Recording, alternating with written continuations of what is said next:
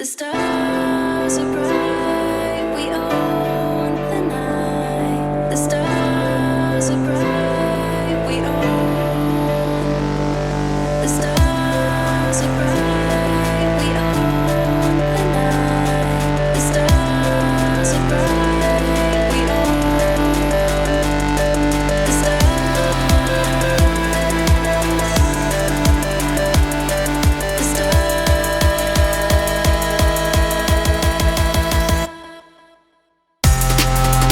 Hello. You were prompt. 7 o'clock on the dot. How are you? I'm good. I'm excited to be here. Thank you for having me.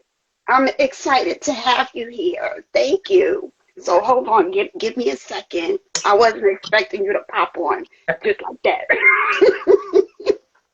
So let me move stuff out the way. Okay. We're still waiting for the spring to really get here. Keep getting teased a little bit. It's so not here. It's not even funny. I went out the other day and I was like, oh, where's my gloves? Yeah. Yeah. So it's crazy. So we have a couple of people on. Hello, everyone who, you know, who are able to be here this evening. I'm sorry, I'm getting my words all screwy from St. Louis. So, welcome guys to No Better Time Than the Present. Okay. I won't get into the whole spiel because we have a couple of questions that we want to go over with Bob. So I don't want this to be too long. But Bob, don't feel pressure while explaining that, oh my God, it's going over. Do not worry, do not worry, do not worry. Be at ease. It's just a conversation just in front of other people. So just think of it that way. Okay. So what I'll do is start with introducing you. Okay. And then we'll proceed. So welcome everyone. Tonight we have Bob McEachern, and please correct me if I did not pronounce your last name properly. McEachern, but that was close. Oh, I definitely, yeah. Bob McEachern. Yeah. Was that close? That was a little better. Nobody came the first time. You're fine. Okay, I'm sorry. And Bob is a follicular lymphoma patient and an advocate. His popular blog, Lympho Bob, has offered inspiration and education for the FL patients and caregivers since 2008. And he has readers in over 80 countries. Bob is a former columnist for Lymphoma News Today, as well as a community advocate for bloodcancer.com, as well as an ambassador for Lifeball. And he has served as a consumer reviewer for the congressionally directed medical research program on peer-reviewed cancer research and rare cancers. And as a member of the Healthy Voices Impact Fund Advisory Board. You're very busy, Bob. Yeah. He lives in Connecticut with his amazing wife and his 3 children and his slightly less amazing dog, which I may bring up a little thing about the dog. I use her Instagram account, so That says it all. a little more.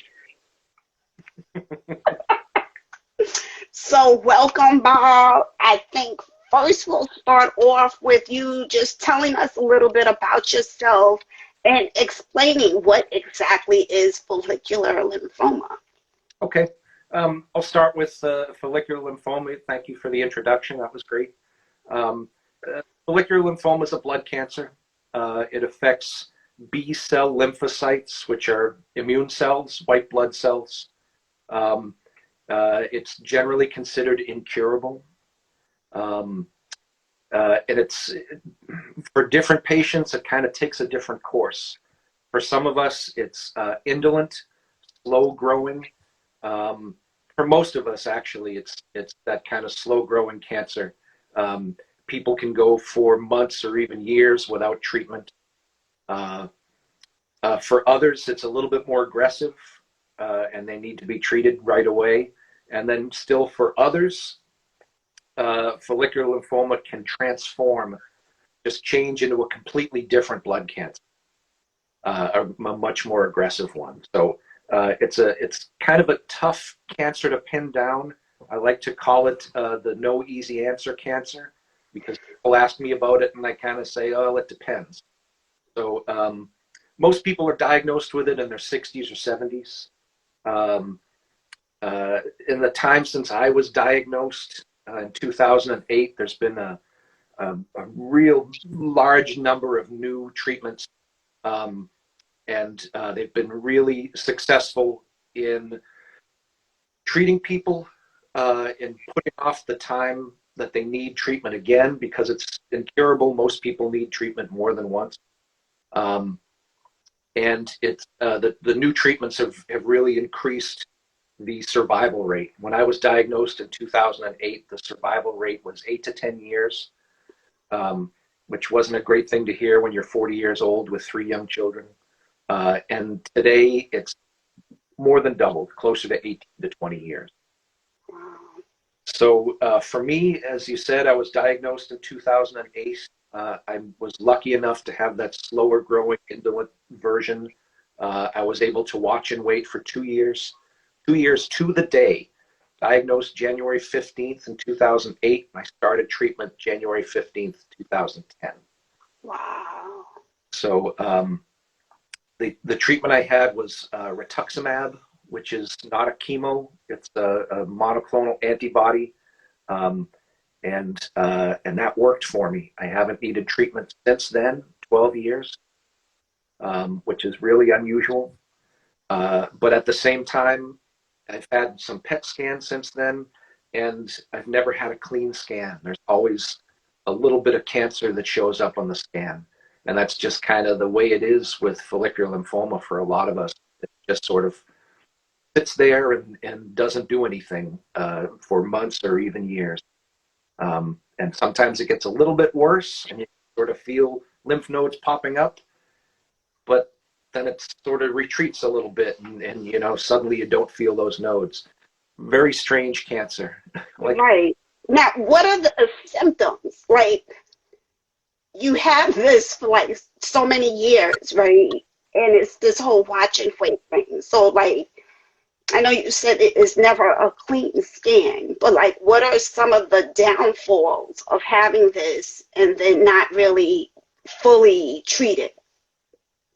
well, the for a lot of us, we don't even realize we had it. It's pretty interesting. When I was diagnosed, I had stage 3, which means it showed up in 2 places, one above the diaphragm and one below the diaphragm, in lymph nodes. So I only noticed because I had a lymph node that popped up near my left hip, and didn't think anything of it, but it stayed for a while. So I went to the doctor and they said, oh, we should probably do a biopsy. And that's when they discovered it. For a lot of people with stage 1 and stage 2, they never discover it. They discover it by accident. You know, I got my appendix out and they said, hey, you know, you have cancer too. So it's really strange that way. So for most of us with that kind of slow growing indolent type, it's many people just don't even realize they have it until there's reason to notice something. For the more aggressive types, they have what are called B symptoms, and that's things like night sweats, and sudden weight loss, and the kind of things that maybe you associate more with a traditional cancer.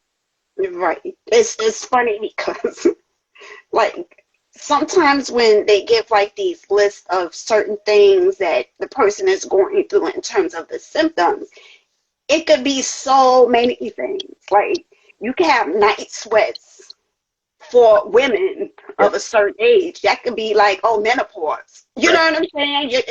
You know, you wouldn't even connect the two. Right. So it's scary, you know. That to me, you know, I watched the first two guests you had on in the series, Michelle and Thomas, and I was really amazed uh, by the similarities. You know, they're all different types of cancer. Michelle had CLL, and Thomas, and I know you have myeloma, Right. but there were some of those, like you watched and waited, right? Right. So, 5 years. you know, so we have some of those same things. And for some of us who have those types of cancers, it's, I like to explain to people that you have emotional symptoms sometimes more than you have physical symptoms. Right. You're kind of living a normal life without too many restrictions, but you know you have cancer, and it takes a while to sort of wrap your head around that. I have cancer, but I'm not doing anything about it. Right. But you have these emotional symptoms, all the fear and the guilt and the worry, and sometimes, at least you know, in that early stage before you need treatment, the emotional stuff is worse than the physical stuff. The big task isn't dealing with the treatment; it's just figuring out how to live with this thing that's growing inside you. You know? Right. It's crazy. You know, again, we're all so very different, and how we deal with it. Sometimes that can be the troubling part. Some of us can just go about our business. And I know I've said this before, I won't go too much on my thing. I was having a good old time. Like, as long as I didn't have to do chemo yet. Yeah, And I think that's the more worrisome thing. yeah, I was good. But, you know, I know everyone is different mentally. It kind of eats on you, yeah, you know. And I know a couple of people who have just kind of been waiting it out, you know, who have multiple myeloma. And they would prefer just to be treated, you know, versus this whole, what are we sitting here watching and waiting yeah. for the inevitable to happen, you know. So it's just, it's interesting, scary, it's all of that stuff rolled into one. Yeah. But we try to cope and, you know, do what we got to do. Yeah. So, one question of the four that I have for you is, you are a patient advocate, right? Yeah. So, how do you find advocacy? Is it beneficial for you or to other survivors? Like, do you feel like you're helping anyone by sharing your story? Like, what do you, how do you take on that title of being such a vocal advocate? It's really interesting. I started the blog um, just a couple of days after I was diagnosed, and I did it mostly for friends and family because I know from my own experience, people don't want to ask. They know you have cancer. They don't want to bother you. They're not sure what to say, so they don't say anything, and that's even worse because now they just, you know, don't contact you anymore. So I said, okay, I'm a writing teacher. I know what blogs are. So I said, I'm going to start a blog, let people know where it is. And if they have questions, I'll answer them there. And they don't have to feel like they're bothering me. And eventually the blog just kind of grew. And I started writing more about treatment because it was interesting for me. And that was to kind of read about treatments and all these amazing things that are happening, and I'd write about them. And it was still mostly for me and for family and friends if they were interested. And then people who I didn't know found it, and they started reading and leaving comments. And I was like, wow, that's kind of amazing. But I still didn't consider myself an advocate. I was just a blog, and people read it and they liked it. And then I got an email from somebody letting me know about Healthy Voices. And I know you've been to Healthy Voices too. You and Michelle talked about that. That was Yes. 2017. I had never heard of it, but I got this email and somebody said you should apply for it. You know, you're the kind of person that they're looking for. So I applied and I got accepted, and I went to Healthy Voices in 2017, surrounded by all these amazing people who are doing these incredible things. Stuff I would never do an Instagram live. I got on, but they're doing these amazing things with Instagram and Twitter and making videos um, and that's when I kind of said, wow, I guess I am an advocate because I'm doing this stuff for other people. But it isn't anything that I would have called myself.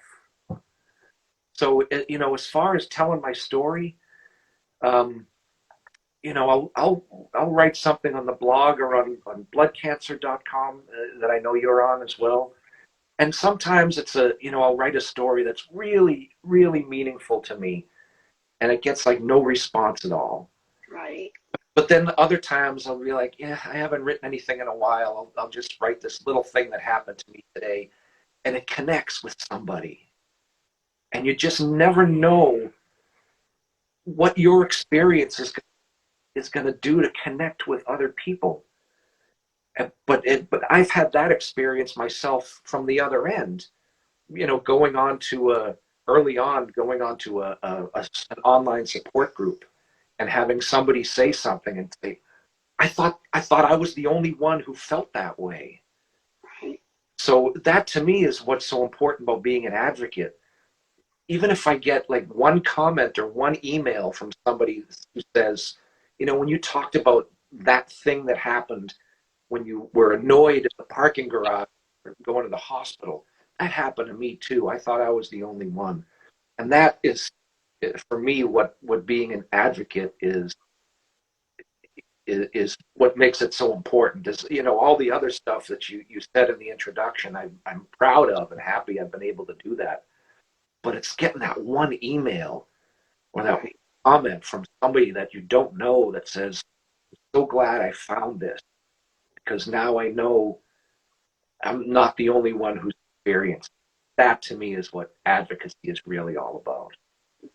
It really is. It's funny because for me, I agree. I didn't start off as being an advocate, like whatever that is, even though we know what the word means. Yeah. But this whole group and community of um, people who are kind of in the forefront of a huge community in the back of us. So we're the face, but we're not the only face, Right. right? And I know for me, I wrote a book, and my whole thing was like, okay, let me write this book.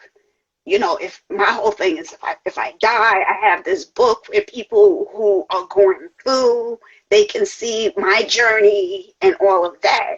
And it kind of grew into, okay, different people reaching out based on that book, or me having press, then people like sending emails. And I'm from New York, so, which I said that before.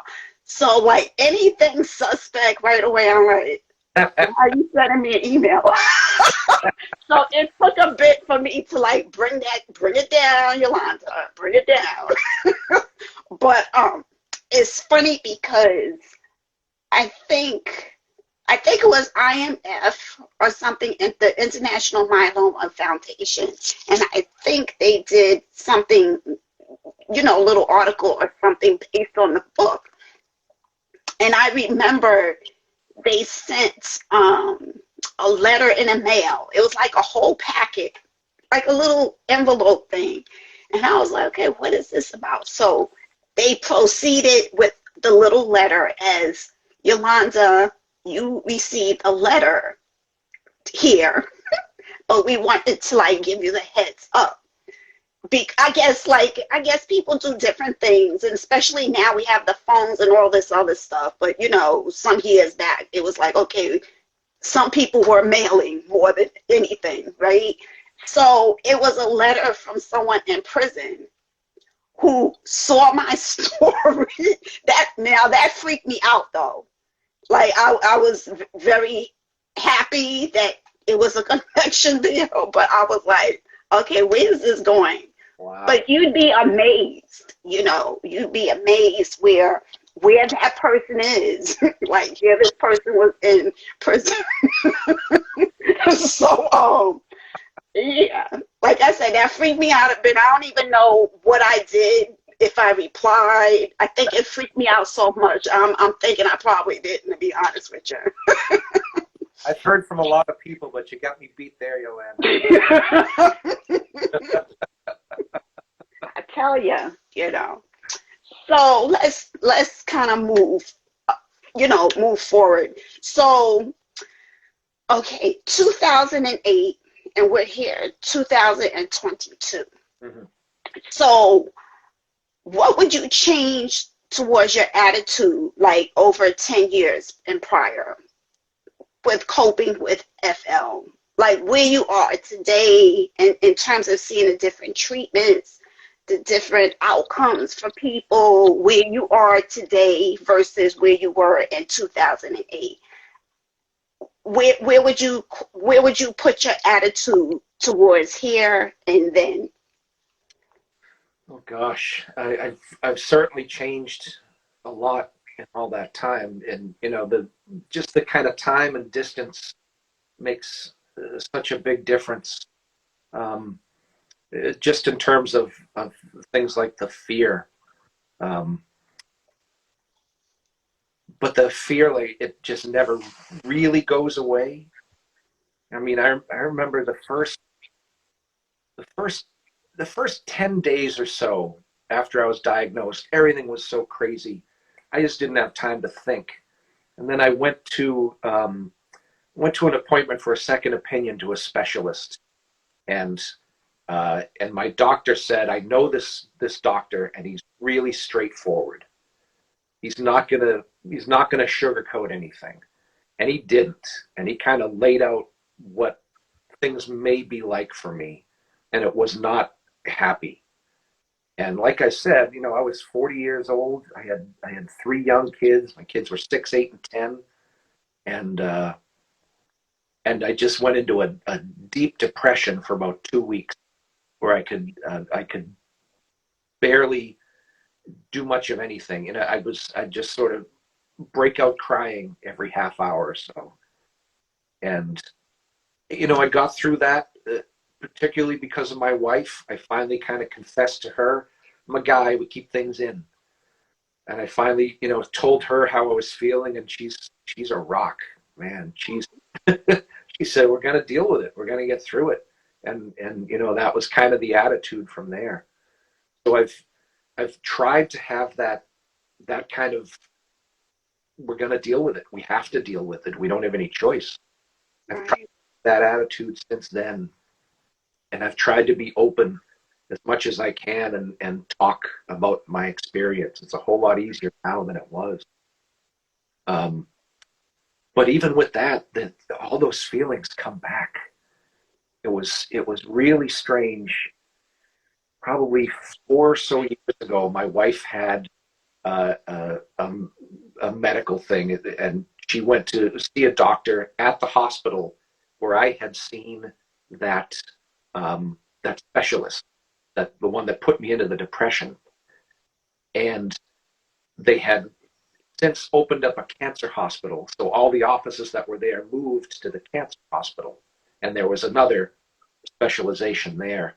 But I recognized the waiting room. I recognized, like, the plants, they were still in the waiting room. And I had this kind of PTSD, Right. all of that flooding back. So um, I didn't have the same reaction of going into a deep depression.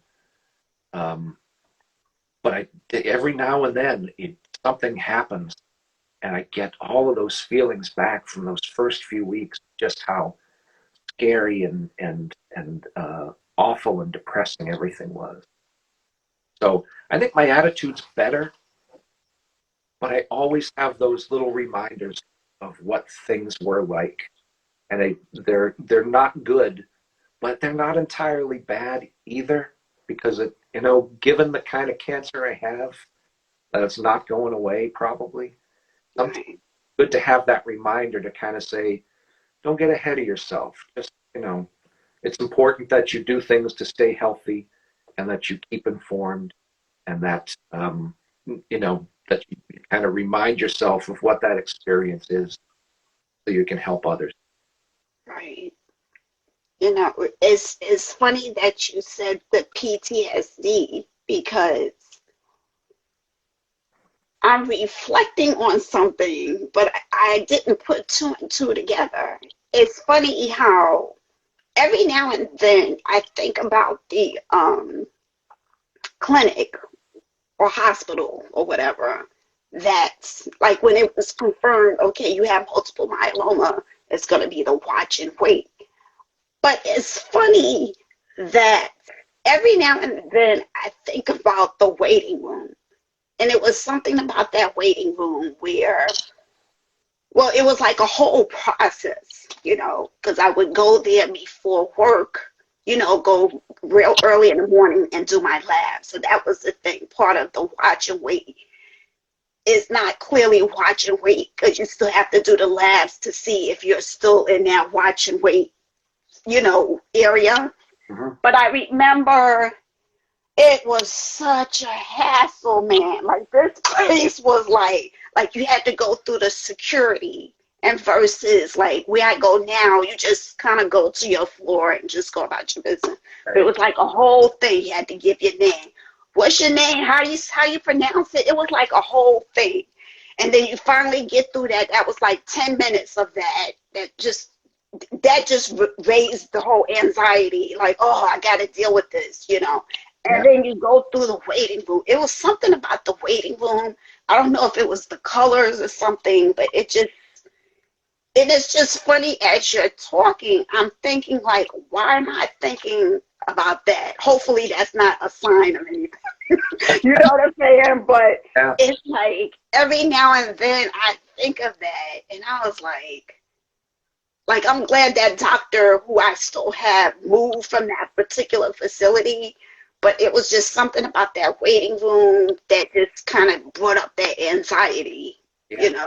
of even though you're not being treated, but it's just something about this whole aura that's not mixing with me. You know what I'm saying? And it's amazing how those feelings can come back just like that. It does. And talking to you, I'm like, oh my gosh, there's like some things like, yeah. And you don't even think of it. You just think of, okay, that was the process, that was the journey. But it's like, okay, certain things like, why am I thinking about this? Like I'm watching Batman or something, and then I'm thinking, like, why am I thinking this? You know what I'm saying? But let's lighten the mood a little bit. What are your top 3 songs that you love that make you feel like you got this? And what is that one song that makes you very sad? All right. I saw your piece of blood cancer about music, and it was great. Thank you. I was thinking about music all day, and it's really interesting that you asked me that. Oh gosh. As, as far as like a cancer song, everybody cancer song.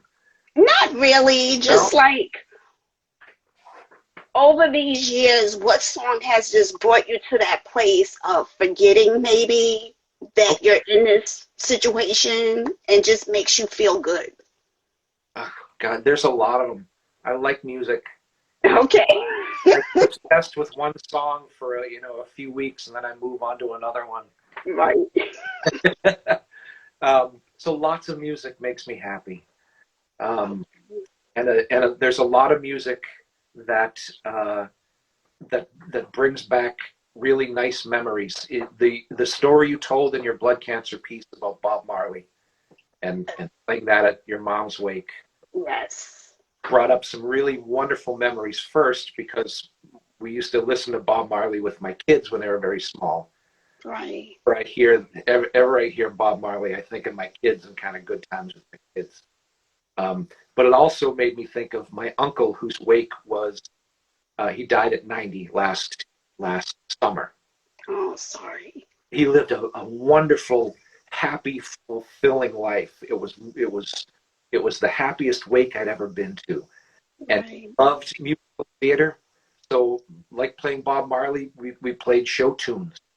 So people would come into the funeral home, and ABBA Dancing Queen was playing. And so, your story about Bob Marley just brought all that back, and that was a happy memory. Even though it was awake, it brought back all kinds of happy stuff. So, Right. God, I don't think I could give you three. Don't worry about it. Don't worry about it. We'll just say Bob. We'll put Bob Marley as the top, even though it's probably, you know what I'm saying. But I'll give you my cancer song, my kind of, be inspired song. And that is a song called Swim by the band Jack's Mannequin. And it was written by their lead singer is a cancer survivor. He had leukemia. So, Okay. the song is all about how, imagine you're swimming and you're getting tired and you don't think you're going to make it, but you got to keep swimming, keep going. And it's a really great, inspiring song. When I need a pick, I listen to Swim by Jackson. I'm gonna check that out tonight. That's why I'm writing it down. So, let me see. Sorry, Bob. Okay. Okay, where is that little thing? Oh, maybe we did that already. Okay. Oh, we did our 3 questions already. Oh, Wait, let me make sure. Oh, no, we didn't. See, I know I wasn't tripping. So, what are 2 things you would like to do, go, or accomplish? 2 things I like to do, go, or accomplish. Okay.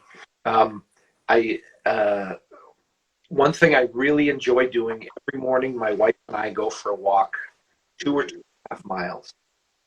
We bring our dog, and if it's raining, we put a raincoat on the dog, and we keep going anyway. As long as it's not dangerous out, we'll do our walk. Right. I really enjoy that. It's a really nice way to start the day. It's been very good for my physical health and my mental health. We kind of talk about things that are going to happen that day, and prepare ourselves for the day. Um, uh, like I said, we do it every day. We'll be married 30 years in January, and we still like hanging out with each other. It's really nice. That's great. And then other things I like to do, I love to travel, and I'm really looking forward to be able to doing it again. Been hard for a couple of years, but I like seeing new places, and meeting people that are different from me, and Right. and just sort of having that new different experience. I agree. I'm a traveler as well, and my husband and I, we love to just go different places. And it's funny, our friends are like, how are you guys able to, like, you guys can do it too. You need to stop.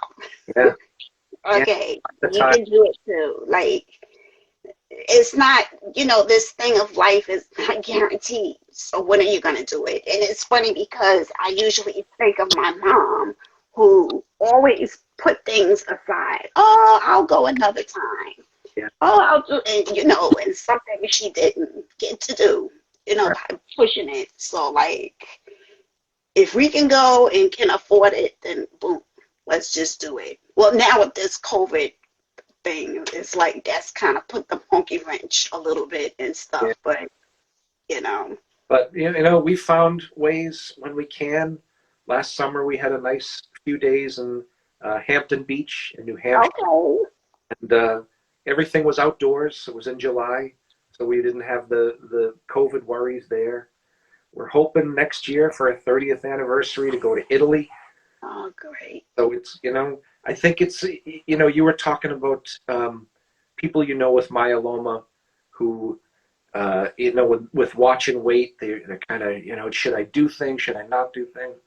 I think especially when you're first diagnosed, it's kind of easy to say, I'm going to stop doing a bunch of things because I just don't know. What if I get worse? What if I get sick? What if the treatment didn't work?